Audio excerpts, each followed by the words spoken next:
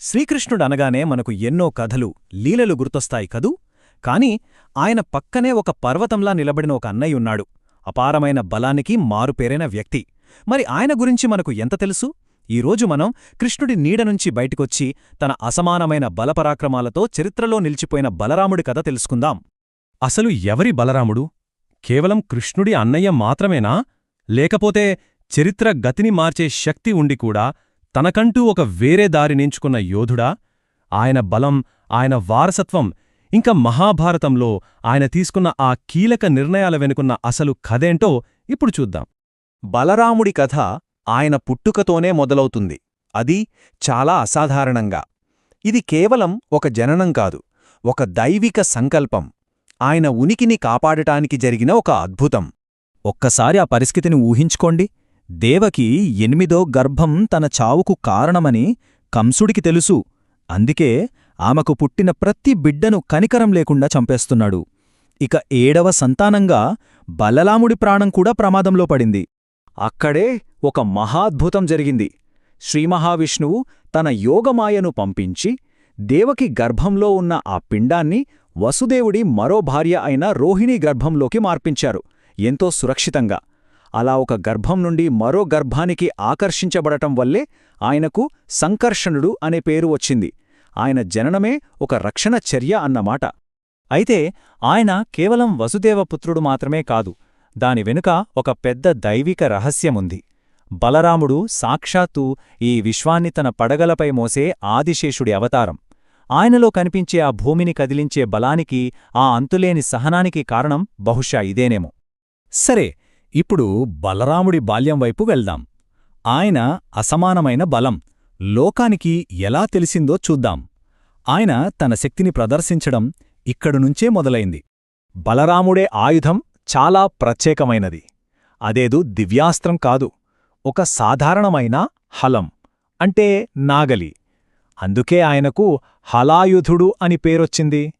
ఆలోచించండి, ఒక వ్యవసాయ పనిముట్టును అంత వినాశకరమైన ఆయుధంగా మార్చగల ఆయన శక్తి ఎలాంటిదో. ఆయన తన బలాన్ని నిరూపించుకోవడానికి పెద్దగా టైం తీసుకోలేదు. గాడిద రూపంలో ప్రజల్ని హింసిస్తున్న ధేనుకాసురుడిని, మాయరూపంలో వచ్చిన ప్రలంబాసురుడిని ఎలాంటి ఆయుధాలు లేకుండా కేవలం తన బాహుబలంతోనే అంతమొందించాడు. ఆయన శక్తి ముందు ఆ రాక్షసులు నిలవలేకపోయారు. బలరాముడు అంటే కృష్ణుడికి ఒక రక్షణ కవచంలాంటివాడు.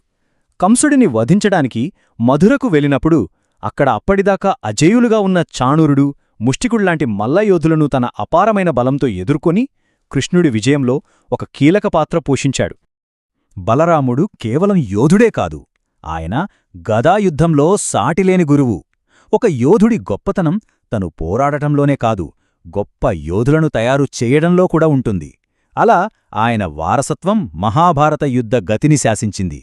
ఈ స్లైడ్లో చాలా ఆసక్తికరమైన విషయముంది.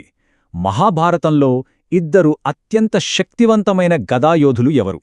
ఒకవైపు పాండవుల పక్షాన భీముడు, మరోవైపు కౌరవుల పక్షాన దుర్యోధనుడు. మరి వీళ్ళిద్దరి గురువు ఎవరో తెలుసా? ఒక్కరే, బలరాముడు. భీముడంటే ఆయనకి ఇష్టం, కాని దుర్యోధనుడంటే ప్రియశిష్యుడు. అంటే కురుక్షేత్రంలో విధ్వంసం సృష్టించిన ఆ 2 యోధులకు శిక్షణ ఇచ్చింది ఒక్కరేనన్నమాట. ఇక కురుక్షేత్ర సంగ్రామం తప్పదన్నప్పుడు బలరాముడు బహుశా తన జీవితంలోనే అత్యంత కఠినమైన పరిస్థితిని ఎదుర్కొన్నాడు. ఒక గురువుగా తన 2 ప్రియ శిష్యులు ఒకరినొకరు చంపుకోవడానికి సిద్ధపడటాన్ని చూడాల్సి వచ్చింది. ఆయన మనసు రెండుగా చీల్పోయింది. ఒక పక్కేమో ధర్మం వైపు నిలబడిన పాండవులు, మరోపక్క ఎంతో అంకితభావంతో తన దగ్గర విద్య నేర్చుకున్న తన ప్రియ శిష్యుడు దుర్యోధనుడు. ఈ అంతర్మథనమే ఆయనను ఒక కఠినమైన నిర్ణయం తీసుకునేలా చేసింది. మరి ఆయనేం చేశారు? ఆయన ఒక పక్షం తీసుకోవడానికి నిరాకరించారు. అన్నదమ్ముల మధ్య జరిగే ఈ రక్తపాతాన్ని ఆయన మనస్ఫూర్తిగా వ్యతిరేకించారు. అందుకే బలరాముడు తటస్థంగా ఉంటూ యుద్ధానికి దూరంగా తీర్థయాత్రలకు వెళ్ళిపోయారు. ఇది ఆయన వ్యక్తిగత ధర్మానికి కట్టుబడి తీసుకున్న నిర్ణయం. యుద్ధంలో పాల్గొనకపోయినా ఆయన యుద్ధ నియమాల పట్ల చాలా నిబద్ధతతో ఉన్నారు. యుద్ధం చివర్లో తన శిష్యులైన భీమ, దుర్యోధనుల మధ్య జరిగిన గదాయుద్ధంలో భీముడు నిబంధనలకు విరుద్ధంగా దుర్యోధనుడి తొడలపై కొట్టడంతో ఆయన ఆగ్రహంతో రగిలిపోయాడు. తాను నేర్పిన విద్యను అలా అగౌరవపరచడాన్ని ఆయన అస్సలు సహించలేకపోయారు. ఇక బలరాముడి కథ చివరి అంకానికి వచ్చేసింది. ఆయన జననమెంత అద్భుతమో ఆయన అవతార సమాప్తి కూడా అంతే ఆధ్యాత్మికమైనది. కురుక్షేత్రం తర్వాత యాదవ వంశంలో జరిగిన ఆ అంతర్గత కలహం, ఆ వినాశనం బలరాముణ్ణి తీవ్రంగా గాయపరిచింది. తన కళ్ల ముందే తన వాళ్లంతా అంతరించిపోవడాన్ని చూసి ఆయన తీవ్రమైన మనస్తాపంతో సముద్రతీరానికి వెళ్లి లోతైన ధ్యానంలోకి వెళ్ళిపోయారు. ఆయన అలా గాఢమైన ధ్యానంలో ఉండగా ఒక అద్భుతం జరిగింది. ఆయన నోటి నుండి ఒక మహాశ్వేత సర్పం అంటే సాక్షాత్తు ఆదిశేషుడు బయటకు వచ్చి తిరిగి సముద్రంలో కలిసిపోయాడు. ఆదిశేషుడి అవతారం తన కర్తవ్యాన్ని పూర్తి చేసుకుని తిరిగి తన అసలు రూపంలోకి వెళ్ళిపోయింది. ఒక్కసారి ఆలోచించండి, గర్భం నుండి గర్భానికి జరిగిన ఒక దైవిక బదిలీతో ఆయన జీవితం మొదలయింది. శరీరం నుండి తన అసలు రూపంలోకి జరిగిన ఒక దైవిక పునరాగమనంతో ముగిసింది.